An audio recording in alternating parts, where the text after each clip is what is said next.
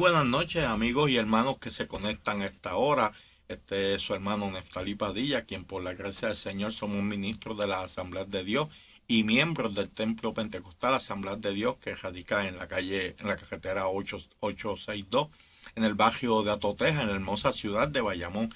Reciban un saludo de nuestro pastor, el reverendo Elías Torres, de su esposa Melissa Vélez, de la Junta de Oficiales de nuestra iglesia, de la iglesia en Preno, y de Otto y Jafa Caminero, que nos están ayudando, son los que hacen posible que esta transmisión llegue ante ustedes. Esta noche, ¿verdad? Voy a estar hablando del tema que llamé, ¿verdad? Perdón, valga la redundancia, la verdad de la verdad. Un tema sumamente interesante. Vamos a una palabra de oración, ¿verdad? Para que el Señor nos ayude para comunicarles, ¿verdad? Efectivamente lo que Él ha puesto en mi corazón para compartirles en esta noche.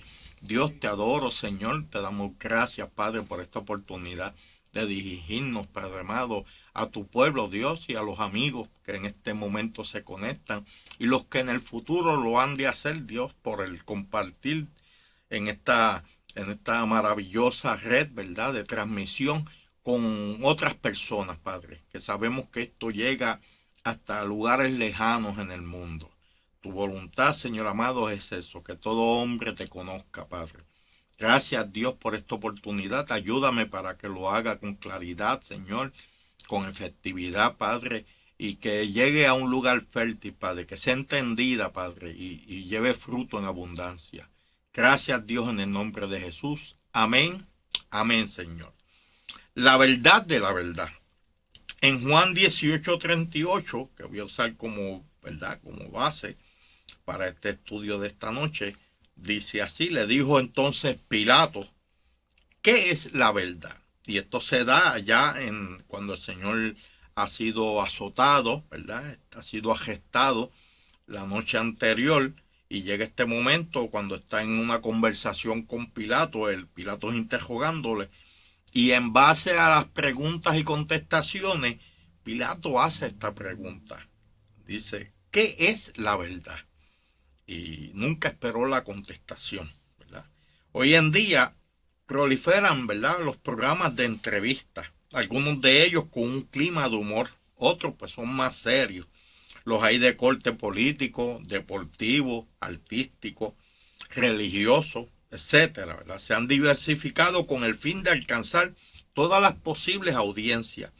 En cada uno de ellos tienen un equipo de analistas, expertos en muchas ocasiones, en el tema que sea, con la intención de dar una opinión profunda del asunto a tratar ese día. Se entrevistan invitados y se comentan los eventos del día a día relacionados a los temas del tipo de programa que sea.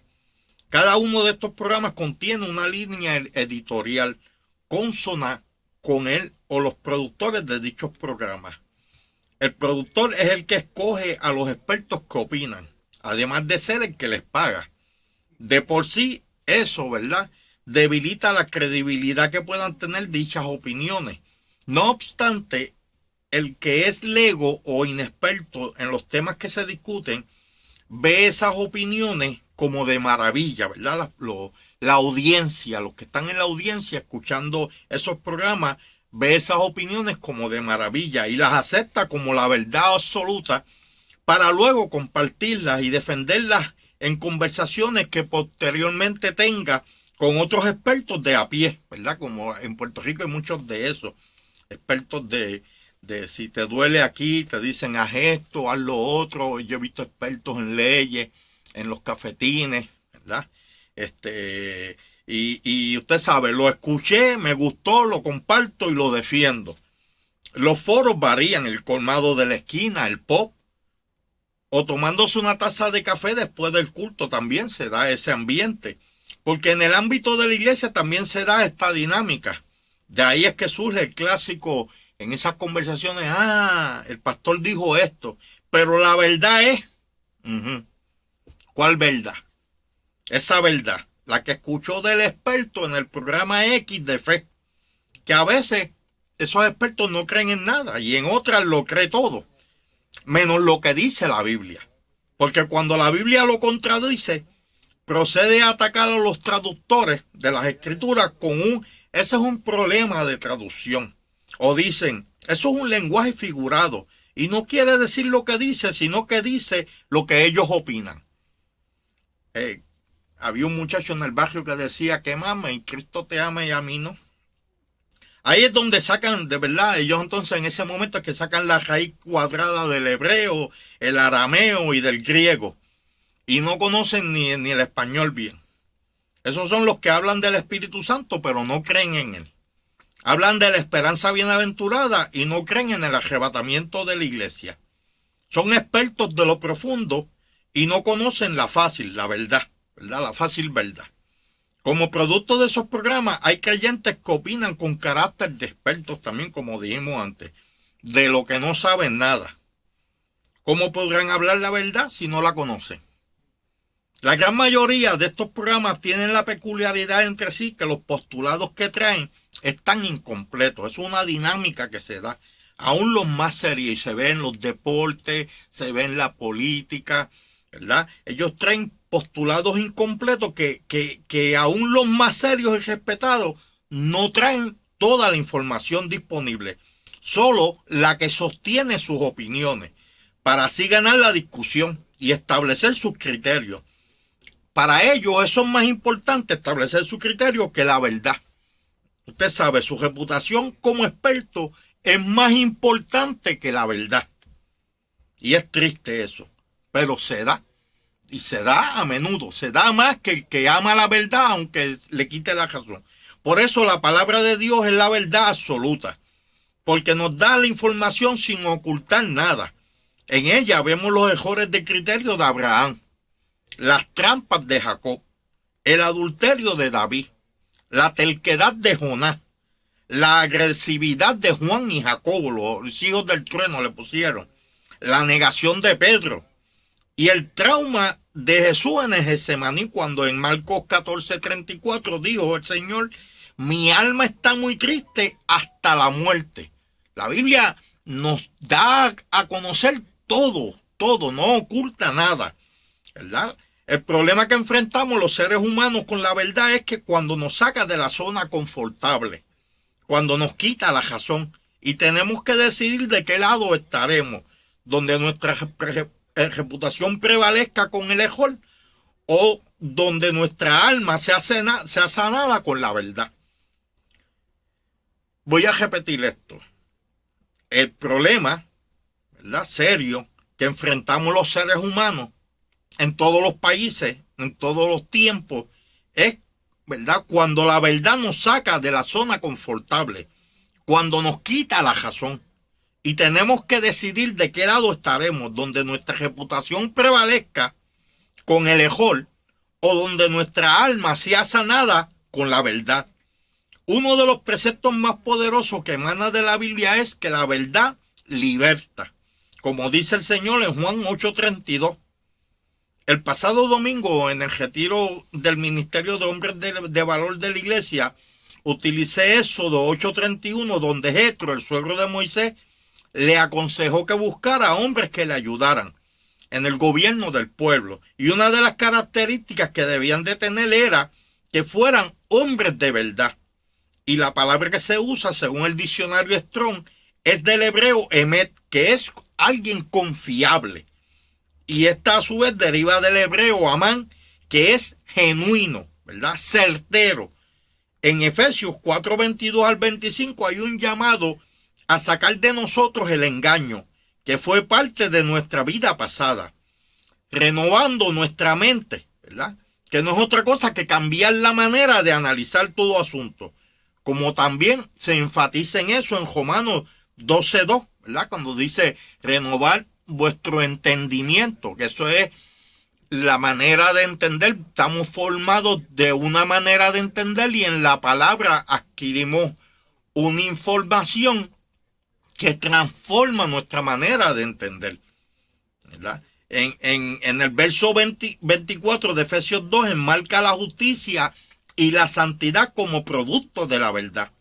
Eso nos dice que sin verdad no se puede ser justo y menos ser santo. ¿Y cómo se logra y se retiene? En el verso 25 se nos dice que desechemos la mentira y hablemos la verdad entre nosotros.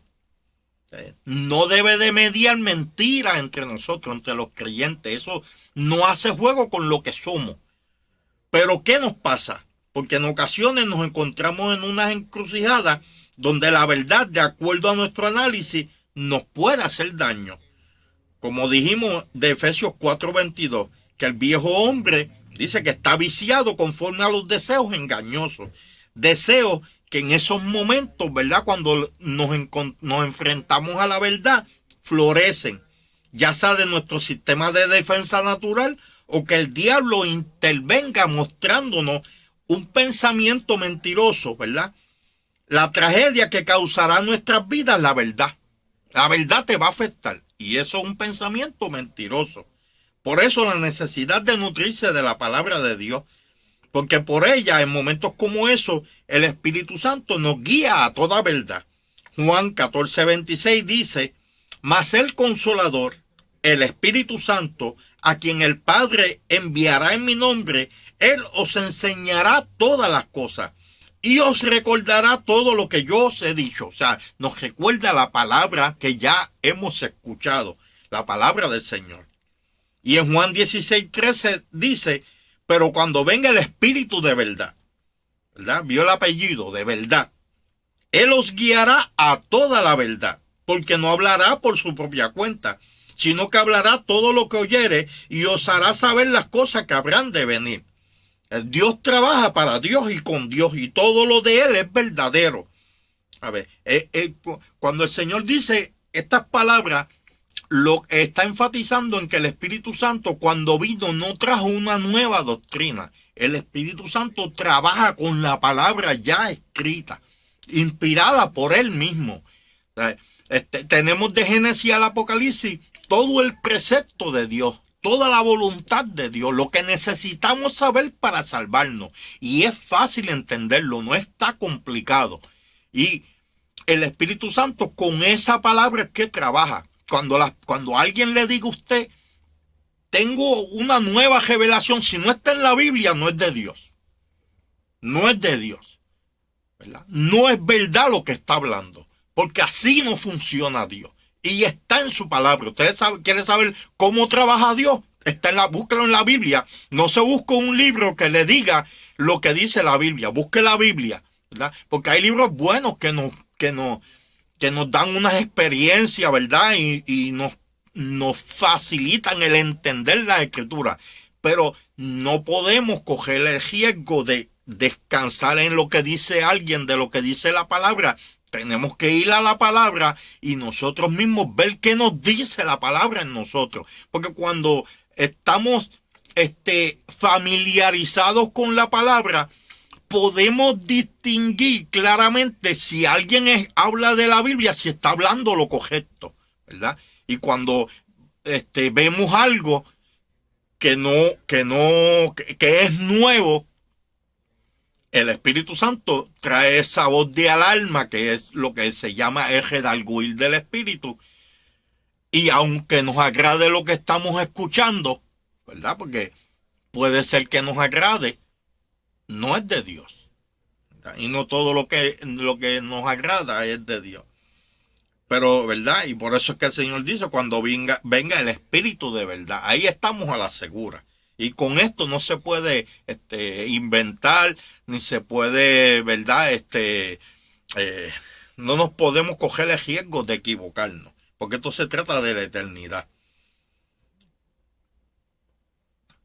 En resumen, en esta encrucijada donde las opciones sean mentir o decir la verdad, el pensamiento que nos dice miente no es de Dios, porque de Dios es la verdad. Pues Él es santo y no puede negarse a sí mismo. Fíjense, hace unos cuantos años atrás yo trabajaba en el tribunal y era algo así en una sala criminal.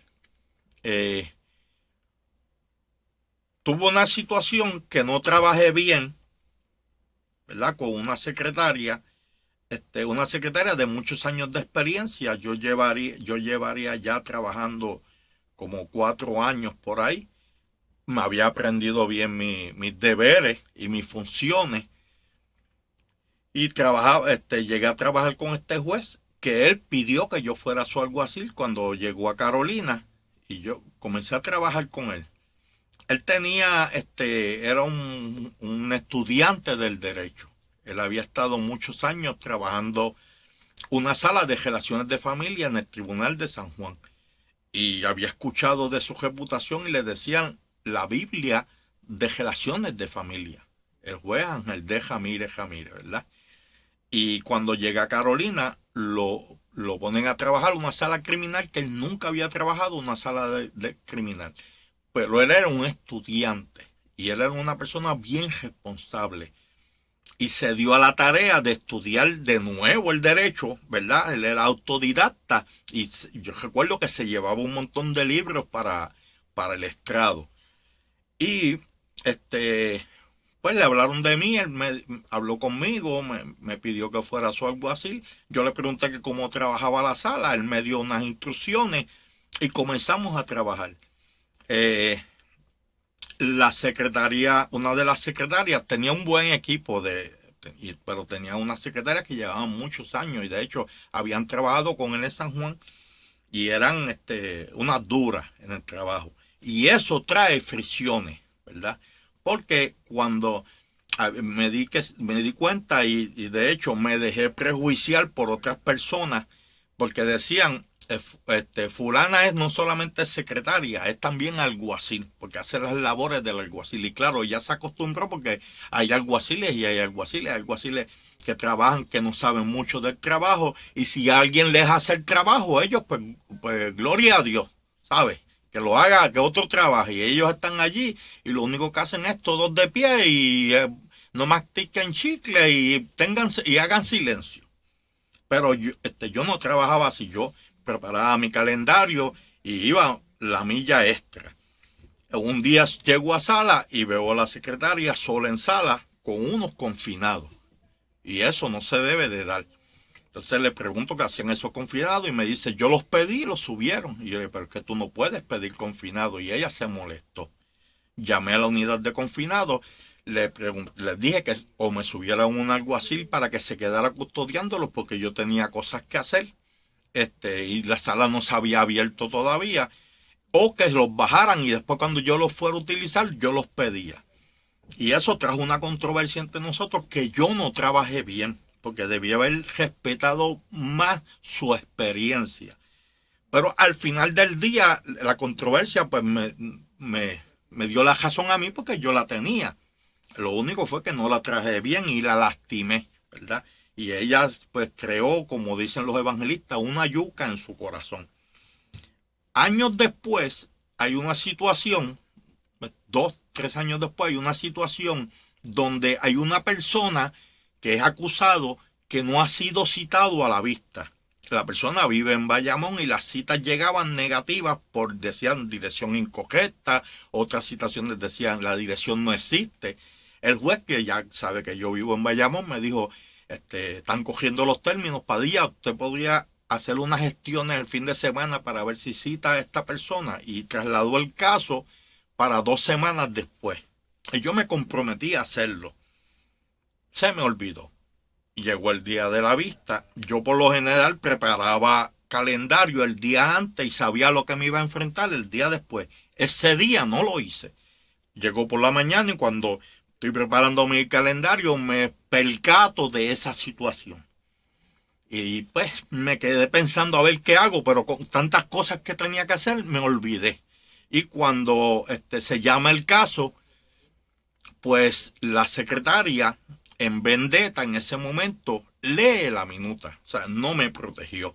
Y dice, aquí en la minuta dice que el alguacil Padilla se comprometió en citar a esta persona. Y el juez me dice, alguacil, ¿y qué hizo? Y yo le dije, juez, se me olvidó. Se me olvidó. No, de verdad que no. Pensé en una mentira, pero no se me ocurrió ninguna y dije la verdad. ¿Qué puedo decir aquí para salir de esto? Pues dije la verdad. Y pensé, esto me va. Y del juez lo que salieron fueron elogios. Y me dijo, otro me hubiese mentido. y el fiscal que estaba en sala y otros abogados, y eso fue un homenaje me hicieron allí. Eh, yo me quedé sorprendido, pero ese día mi amistad con el juez creció y me gané el respeto de la secretaria, que hoy en día es como si fuera mi hermana, porque, ¿verdad? Sanamos aspereza y es una mujer de Dios, pero hasta en la casa del Señor pasan estas cosas. Y en aquella época yo era terrible, ¿verdad? Todavía soy terrible, pero estoy gobernado, un terrible gobernado. Así que la verdad me hizo bien. La verdad siempre nos va a hacer bien. Siempre. Créame. Aunque llegue un pensamiento que le diga, te va a dañar, vas a quedar mal, vas a quedar en vergüenza, eso es mentira del diablo. La verdad es salud. Siempre va a traer libertad. En la mayoría de los casos, ¿verdad? Una mentira se utiliza, ¿verdad?, para cobertura, que aparentan ser verdad. ¿Verdad? En la mayoría de esos casos se establece, ¿verdad?, una mentira y se utiliza como una cobertura. Nunca el que va a mentir avisa. ¿Sabe? Nadie le dice a uno, mira, esto que te voy a decir ahora es mentira. Eso no pasa. Yo tengo un amigo que vive en el cielo, se llamaba Alfredo y le decíamos Fay. Y aclaro que dije que se llamaba porque el Señor dice que allá nos dará un nuevo nombre. Yo me imagino pues que a él le dieron un nuevo nombre, pero como no lo sé, pues lo llamo Alfredo, ¿verdad? Entonces nosotros teníamos una broma que, ¿verdad?, lo usábamos con los que teníamos confianza, donde decíamos, por ejemplo, ¿verdad?, no, esta es buena gente y si te mentí fue ahora mismo. Pero eso era una broma. Lo cierto es que nadie anuncia las mentiras. En Lucas 4, del 5 al 7, se da una dinámica entre Satanás y el Señor. Satanás le muestra al Señor Jesús todos los reinos de la tierra y se los ofrece a cambio de que postrado lo adore. Pero lo cierto es que uno no posee nada cuando de facto uno mismo le pertenece a otro. Mire, a ver, como la dinámica, todo esto me es dado y te lo voy a dar, te lo voy a entregar si postrado me adorares. De facto de ahí le está diciendo, no vas a tener nada porque si me adoras me pertenece. Y así hay millones que están seguros de estar en control de su vida cuando verdaderamente viven bajo el dominio de Satanás.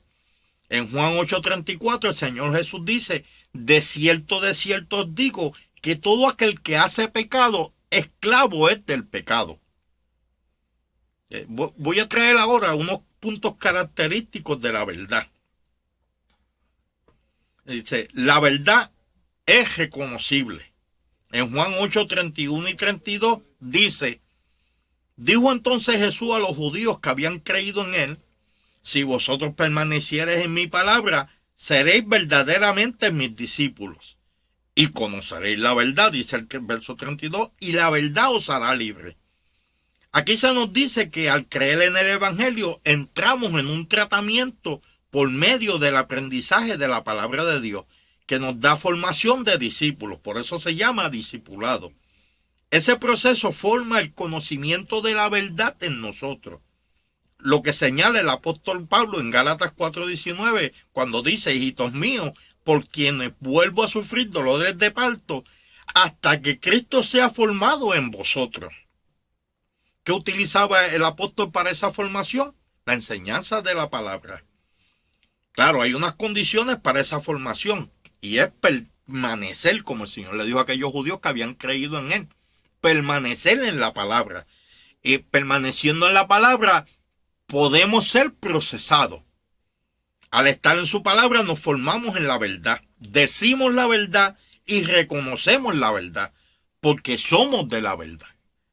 El apóstol también señala que hay unos que no entran en ese proceso o se resisten al mismo. Eso fue en la época de la iglesia primitiva y siempre ha sido así. Hay personas que se resisten, que llegan al evangelio pero se resisten a ser procesados. En 1 Corintios 3:1 dice, De manera que yo, hermano, veces lo llama hermano, porque lo son miembros del cuerpo de Cristo. Continúa diciendo, no pude hablaros como espirituales, sino como a carnales, como niños en Cristo. Siguen estando en Cristo, ¿verdad? Como niños en Cristo. Son salvos incapaces. El verso 2 dice, os di a beber leche y no vianda, porque aún no erais capaces, ni sois capaces todavía. Son creyentes incapaces. El verso 3 dice, porque aún sois carnales, pues habiendo entre vosotros celos, contienda y disensiones, no sois carnales y andáis como hombres. Estos son salvos que ignoran la verdad, pues viven presos de su formación mundana. ¿Verdad? Trajeron unas cadenas del mundo, unas formas del mundo que no han sido procesadas. Y en el capítulo 1 de ellos dice, el verso 7 dice de estos mismos, ¿verdad? Que no tenían falta de ningún don, dice el capítulo 1, el verso 7. Pero vivían una mentira creyéndose mejor los unos que los otros. Y el Señor inspira al apóstol Pablo para que les escriba esta carta con el propósito de que fueran libertados de ese error que nos traslada al segundo punto, ¿verdad? La verdad nos liberta. En Juan 8:36 nos dice el Señor, así que si el Hijo os libertare, seréis verdaderamente libres. Por medio de la palabra podemos reconocer el engaño y rechazarlo. Pero tenemos que habituarnos a la luz que trae la palabra de verdad. La verdad de la palabra trae una luz a nosotros. Y cuando nosotros hemos vivido toda una vida en una oscuridad, la luz va a molestar hasta que nos habituemos a ella. En el texto que consideramos, ¿verdad? De Juan 8:32 se nos dice que aunque esos judíos habían creído en Jesús, no eran libres de toda esa formación cultural religiosa en que se habían criado, de la que solamente su palabra, la palabra del Señor, los podía liberar. Por eso dice, si vosotros permanecéis en mis palabras, seréis verdaderamente mis discípulos y conoceréis la verdad. Habían creído en Jesús, pero no conocían la verdad. Tenían una formación religiosa, cultural, creyeron en Jesús, pero tenían que ser desintoxicados de esa formación. Así también nosotros cuando venimos a Cristo necesitamos liberación de muchas ideas erróneas recibidas en nuestra crianza. El problema radica en el amor y el respeto que le podamos tener a esa formación recibida en el mundo, que puede llegar a ser un muro de contención. Esas son las fortalezas que menciona el apóstol en 2 Corintios 10, 4 y 5. Dice una fortaleza, ¿verdad? Y nuestras almas dice que son capaces de derribar esa fortaleza. Pero tiene que haber también una disponibilidad para ello. Por último, en este punto, la mentira oculta nuestros errores y eso nos puede hacer sentir cómodos y protegidos. Y el orgullo alimenta ese sentir de protegido, porque uno no quiere ser expuesto. Pero por el contrario, ese estado nos hace vulnerables frente al poder de las tinieblas. Y esto nos lleva al tercer punto y concluyo con él. La verdad exige un estándar de santidad. En Primera de Pedro 1:13 en adelante dice, por tanto, ceñid los lomos de vuestro entendimiento. Esta parte está soldada, ¿verdad? A la verdad, como dice Efesios 6:14, está por firme ceñidos vuestros lomos con la verdad. Esto es como decían en el campo, amájate bien los pantalones o las faldas, cual sea el caso, para que estés firme y no se te caigan y quedes en vergüenza. Porque lo normal es que uno se avergüence si es descubierto en una mentira. Claro, hay gente que con nada se avergüenza, que alcanzaron un grado de insensibilidad que se les puede llamar hijos de la mentira. La defienden como madre y se ofenden cuando se les contradice. Hay personas que mienten y si usted le lleva la contraria se ofenden porque usted le está diciendo mentiroso. Y eso es algo grave para ellos. Como decía el hermano Juan H. Suárez, ¿cómo serán por dentro? Pero continúo, ¿verdad? Sigue diciendo el texto, sed sobrios y esperar por completo en la gracia que os traerá cuando Jesucristo sea manifestado. Y ser sobrio es ser ecuánime, ¿verdad? Lo contrario de ser sobrio es bojacho, ¿verdad? Y el bojacho, había una canción cuando yo era nene que una situación que se dio con un ratón y con un gato, que, que el gato, el trato era que el ratón después se iba a dejar comer, estaban bojachos. Entonces el ratón le dice, no, bojacho no vale. Cuando el gato le sacó, mira, ahora es el momento de que te dejes comer. Y el ratón dice, no, no, bojacho no vale. Ese compromiso lo dice bojacho. Y uno bojacho hace muchos compromisos, hablando espiritualmente, mentalmente, ¿verdad? Cuando uno no es sobrio, uno hace cosas y hace compromisos y dice cosas que van en detrimento de uno, que afectan a uno. Por eso aquí el llamado dice ser sobrio y esperar por completo. O sea, no comprometas, ¿verdad? Lo que has recibido de Dios, sé sobrio. Valora, dale importancia. Porque esto costó la sangre del Hijo de Dios, hermano. Esto no es cualquier cosa, ¿verdad? Y cuando cuando uno tiene familia, se afecta a la familia. La mentira afecta el sacerdocio que uno pueda tener con lo que uno cubre sus hijos, sus nietos, su esposa. Se afecta, hermano. Esto es es el efecto dominó. Una mentira puede dañar tantas cosas. No, no. Cuando uno se vea enfrentando esa encrucijada, no, la verdad te va a hacer bien. Sé que eso se apodere de tu ser. Esa verdad, ese postulado, ¿verdad? Ese cimiento, párate en ese cimiento. La verdad siempre me va a hacer bien. Y así proteges tu relación con el Señor y puedes proteger a otro, ¿verdad? Dice,